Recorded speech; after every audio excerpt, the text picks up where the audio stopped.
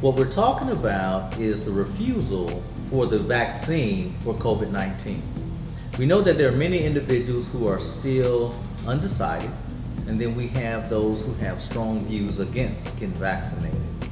What we want to do today is share with you the stories, the personal stories of two influential individuals who have had the who have had COVID-19, and by God's grace have survived. With me today is Deacon Robert Taylor of St. John's Baptist Church. We also have with us Chief Ronald Revich from District 10 Probation and Parole here in Arlington, Virginia.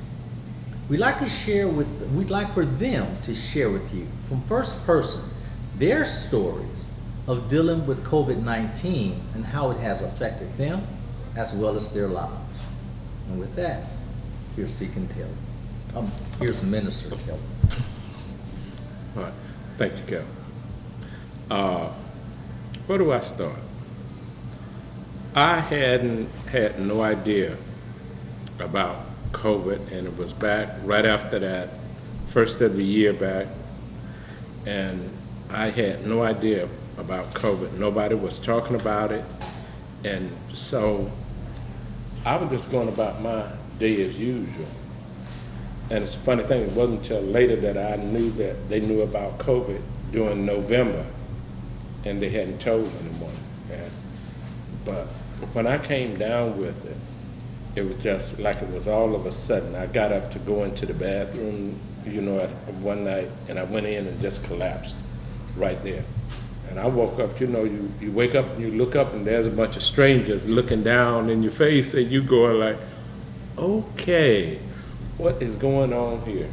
And when they told me, don't move, and then they put me on a gurney, they carried me out the house.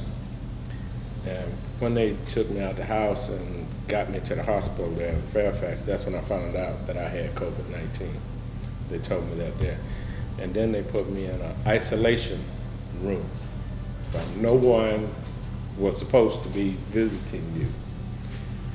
But it's a funny thing, and I'm going to let my religion come into play now. And I said, God will make a way. The little attendant that they had there to attend me, he came in, and when he met me, he came in, he said, and the first thing he said is, "You a preacher, huh?"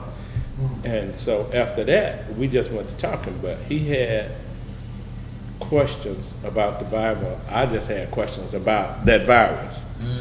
So between us, talking, and he was sharing stuff with me, he said, "You're going to be all right. You're going to be all right." But he would come in and he would just talk to me every day, and he got me through it. How about some of the effects, Minister Taylor? Oh, you lose that sense of taste, that sense of smell, and you are, for lack of a better term, sluggish. Okay. You don't have that bounce that you had. And all that takes some time to come back and for you to get into it. It takes a while for all that to come back to you, and for the body to regenerate itself and to get back to that physical state that you were in. I think I still have some of those effects now. Every now and then you get them, because you get these flashes where, wasn't I doing something? Or you're not remembering like you're supposed to. And so these are things that people should be aware of and to pay attention to as you go through. Not to let it shock you, to keep you from being who you are, but just be aware of those things and make sure that people around you are aware so that they can help you as you move through this thing. My wife was a big, she helped me through it. She would always say, "You forgetting something? You forgetting something?" And she would always help me through it all. And I say, God bless me with her, because she was the one that was there with me. Instead of her trying to do things for me, she called immediately and got help. And so you were in an environment where an individual knew the next right thing to do because you simply passed out. Yes, and I would say in any situation, if anyone passed out around you, the best thing to do is to call the medical people to take a look at them. Don't be trying to call. First thing we're gonna tell you, I'm okay, and we'll walk out, and then we could be dead in the next moment. So no, call the medical staff to have them look at whoever it is. Okay. How long were you actually in the hospital? Hospital 3 days. Okay. Okay. Then I had been in isolation for a couple of months. Okay. What type of strain was that for you, or for your family, to have you with COVID and in the hospital, isolation? What was that impact? Once people figured out how to, because we have all these electronics and we use it for everything except for what we should be using them for. And once they found out I was in the hospital, everybody called. And it was when I got out, okay, they knew they would tell my wife, tell him to get on the computer so we can see him and we can all talk. And that started us now. We have every 2 weeks we'll have a family gathering where everybody is on, and we figure out, see what's going on with everybody, and we know, because we got folks there from Pennsylvania, Florida, all the way to the West Coast, and everybody logged on, and we can talk to each other that we haven't seen.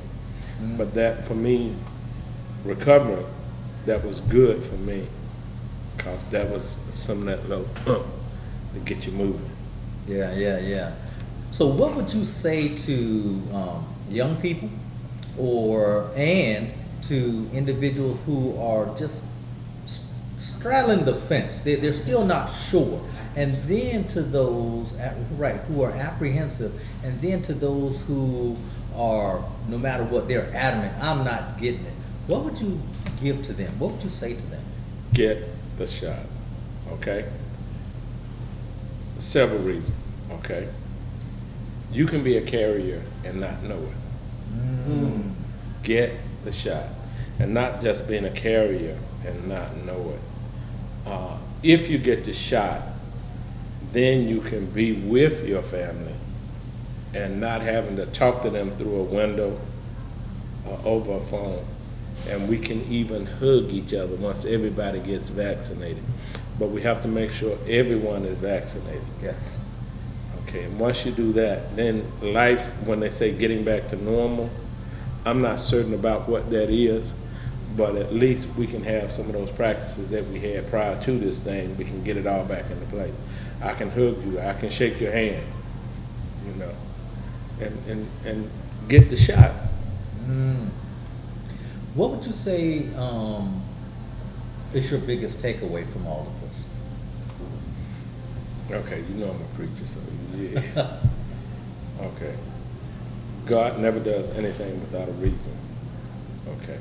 I have to take a look and see what I got from what happened in all of this. And one of it is, if I can keep anyone else from going through it, let me do it. I'm right. I'm your man. I'll tell them, you ain't got to go through this. I have 2 sons, and they want to know, we ain't got to take no shot. I said, what if you get your daughter sick, your son sick, your wife sick? He got quiet on the phone with me then. And I said, okay. I said, but you make that decision. I can't make it for you. That's yours. And so, and I think that's with everyone. But if you have to look at the consequences behind your actions. To every action, there's an equal and opposite reaction to what you do. And I don't think we even have that in our mind when we're saying, I ain't getting that shot. What I got to get the shot for? Okay, you could be a carrier and not know it. Yeah. Okay. Get the shot. Get the shot. So there you have it. And it's coming from Minister Taylor of St. John's Baptist Church. Get the shot. Thank you, Minister Taylor. Okay. Thank you, my brother. Next we have with us Chief Ron Revich, who's here with us to share his story with COVID-19. not only of himself, but I'll let him bring you in on the backdrop of how COVID-19 has not only affected him personally, but his family. And with that, we have Chief Revich. Thank you, Kelvin. Most people carry cards around. I think this is the most important card I have, my COVID-19 vaccination card. And that's an important card to me. And I said that because on January 29th of this past year, was my birthday, I found out that I had COVID. And let me just go back some. On October 30th, 2020, we received a call that my brother had died from COVID. He was 70 years old. And that impacted me immensely. The job that I do, as you know, he said with probation parole, we had the assets to take the shot. But I said I wasn't going to take the shot. I was listening to some of my daughters. They were telling me things, and I said I wouldn't. So on my birthday, I went past the VA. I said, let me just check. And I went around about 2 o'clock. And lo and behold, at 6 o'clock, I get this call, and they said, are you Ron Revich? I said, yes. And then when they said my social security number, and they said, you tested positive for COVID. Can you imagine? Here I am, the leader of 24 people, and I have COVID. So I said, I have no symptoms. I said, the only thing I can remember was I had this tremendous headache like 2 days earlier, and it felt like I was draining, nose draining. But those were some of the symptoms, the headache. And so the doctor said, you're probably asymptomatic, but you have to quarantine for 14 days. So I called and let people know for my job. I said, I was told that I had COVID. I said, I feel okay. And that's one of the things, it affects you different. It could affect me different than it affected the minister here. It affects us all different. But I go back to this, the most important card, because after that, I went and got my shots. So Ron, please share with us some of what your thoughts were. The voices from your family that that fuel those thoughts of I'm not getting it. Well, some of the thoughts was from my daughters. I have 2 daughters. One daughter said, if I take this shot, I'm going to be eating brains. And here I am, a professional. But I said I wasn't going to take the shot. I'm going to wait till other people take the shot. And I had the opportunity because the department was giving out shots early on. But I said, I'm going to wait. And when I got that message, that impact, that was a change. I said, I got to get this shot, but I had to wait until I was quarantined for the 14 days, and then I had to wait a little bit more, so I went and got the shot. But during those time frames, I started thinking about 2 or 3 days earlier, I had this tremendous headache, and I was getting up at night, and I just sat for a while. So those are probably some of the symptoms, and we don't know all of the symptoms. Yes. And I don't know, and I can remember daily at our job, we were disinfecting 4 times a day. We did everything. And I was trying to figure out, how did I get this? And especially finding out on my birthday. That was impactful. Yeah. How about some fears of happening when you found out? Well, one of the fears, as I mentioned, I had a brother. It affected me. My brother passed. I could say he passed on October 30th, a week before we found out. I think it was October 24th or something we found out he had COVID, and it was less than a week he had passed. And he was in Tennessee. So what we had to do, we wouldn't bring him back to Virginia. What they did, they cremated him, and we had something. And only 30 people could be there. That's impactful. So some of the fears were, okay, I got this COVID. Am I next? I didn't take a chance. I should have taken my shot when I had an opportunity to take the shot. So I go back to this. This is important to me, the most important card that I have. I love it. So what would you say, Ron, what would you say to the naysayers or those who are straddling the fence or those who are adamant about, I'm not going to take the shot? What words would you give them? Well, as the pastor said, I want to visit some of my aunts. I come from my dad was the oldest of 21. I want to visit some of my family in Louisiana. And I can't, if I hadn't taken the shot, I can't go down and meet my aunt who's 88. Because I could be asymptomatic still and not taking the shot and go down and infect her and infect that whole family. And also children as well. We want our children to get back into school. Yes. And that's important for our children. So I say, take the shot. That's important. If you want to get around and you want to do, as the pastor said, the new normal, what is the new normal? We don't know what the new normal is. Yeah. I will say this, the more we get close to herd immunity, the better off we're going to be. Love it, love it.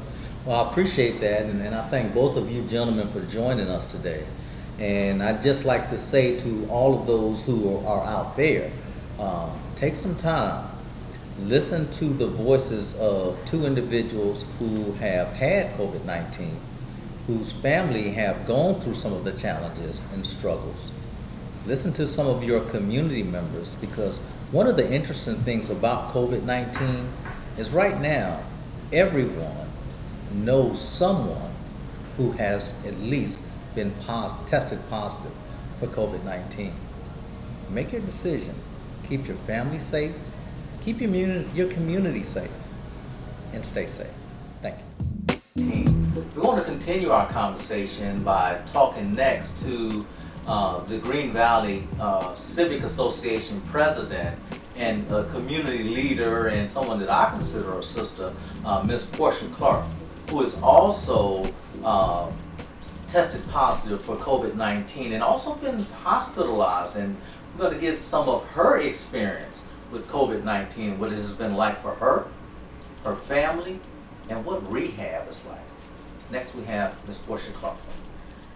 Well, I, was one of those individuals that had not had my COVID vaccination and had, at one point decided I was not going to have it. And finally got it scheduled. And that Friday that it was scheduled, I was scheduled for Friday. And on that Thursday, I got word that my COVID test had come back positive. And was hospitalized immediately, and stayed in the hospital in incubation for a couple weeks, and then was released to rehab for another 6 weeks. So it's been a period of 8 to 9 weeks where I've had to deal with COVID, and am still dealing with it now. Here it is about 12 weeks later with symptoms and going through rehab with COVID-19. Yeah. So it's been a real challenge, but I now am one of those encouragers to people that if you haven't had your shot, you need to get your shot. Because it's, I wouldn't want to wish this on anybody, what I've been through and now have to live with these COVID-19 symptoms. Wow, Portia, now you just said a comment that has been said for the third time today. I wouldn't want to wish on anyone what I have gone through. And you were about to, you said that you were about to get your vaccination and found out the day before that you were positive. Wow. So we have individuals who are out here who are actually positive and don't even realize it as of yet. Yeah, because I did not have any symptoms or signs that I had, the virus prior to. And I went to get a test and got the call that I was positive. Wow. And I needed to, go to the hospital.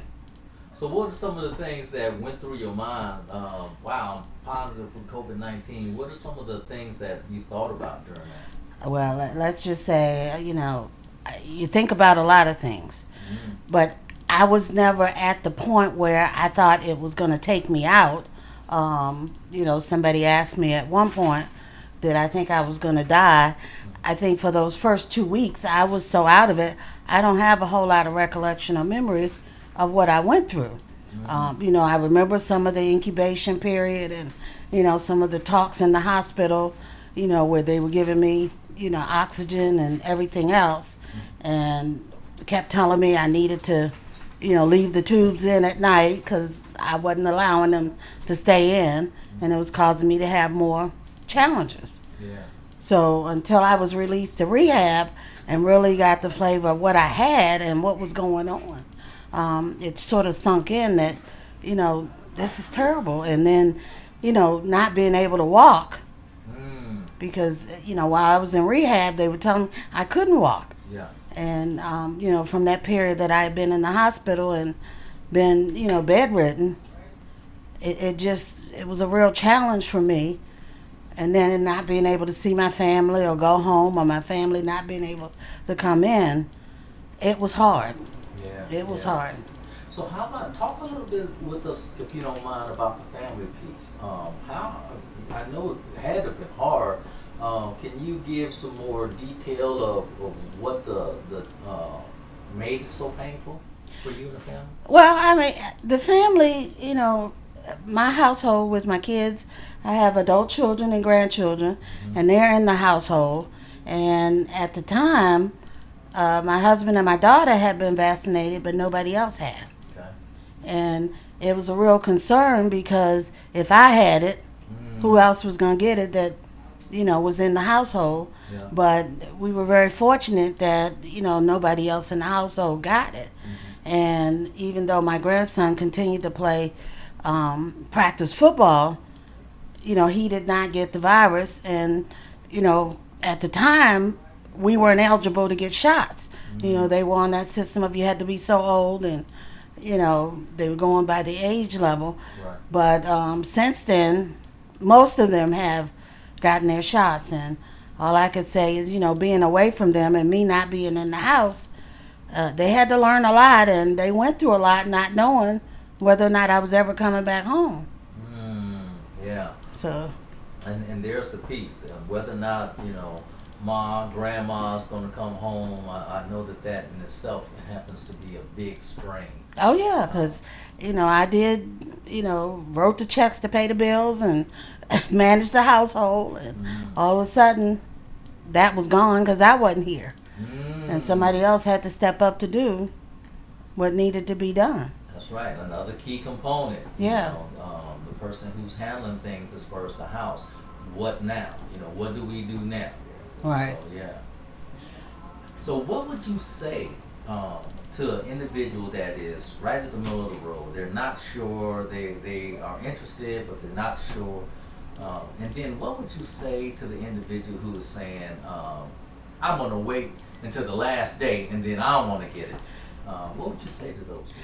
I wouldn't encourage anybody to wait because it's a shot and it's an opportunity to, prevent you from coming down with what I've come down with. And I never expected to be challenged with what I've been challenged with, where, they were asking me these questions like whether or not I was on a walker prior to coming to the hospital, whether or not I could get around. And, I was retired, but I was still able to get out and do. Yeah. And I'm served on a number of committees and boards as well as president of the Civic Association. And I had to give all that up for these last 12 weeks that I haven't been able to get out and be active. Yeah. And the challenge of, coming home, not being able to go up steps, relocate my bedroom. Yeah. So Yeah. I'd say anybody out there that has not had their shot, think twice about it's just a shot to vaccinate you and prevent this from happening to you. Because not everybody goes through the struggles that I've gone through, but I've heard so many cases where it's different for different people. Yeah. Some people got it and never went to the hospital. And, I got it and ended up in the hospital. And I think the case I had was, I don't wish that on anybody because it was a rough period of time. Yeah. Well, you just talked about quite a bit, and you talked about the transition home. how the family the uncertainty that goes on within the family, and then the adjustment.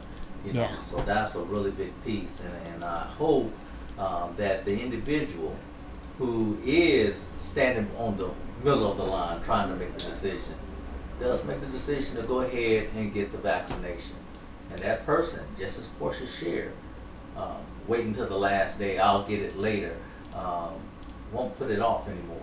That you'll heed the words of this community leader, of this civic association president, of this mama and grandmama, and take the time and get that shot, because it's just a shot at the end of the day.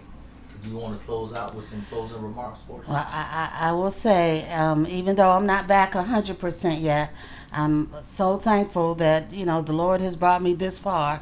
And had it not been for me keeping my faith through all of this, no telling what would have happened. And even now, there are days and there are moments where I still have the pains and the suffering from what I'm going through.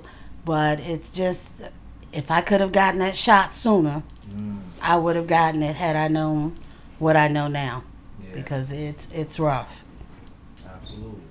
So you heard it, the first person from 3 individuals who have had COVID-19 saying, go ahead and get the shot. And if you have questions on where to get the vaccine and you're interested, then reach out to us here at Arm in Arm. My name is Kelvin Manurs. Our information, if you want to give us a call, is 571-245-4568. You can email us at info@armandarm.org. That's info@armandarm.org. Or you can look us up on the web at www.armandarm.org. Take care. Be safe. Take care of yourself, your family, and your community. It is our responsibility. Arm in Arm.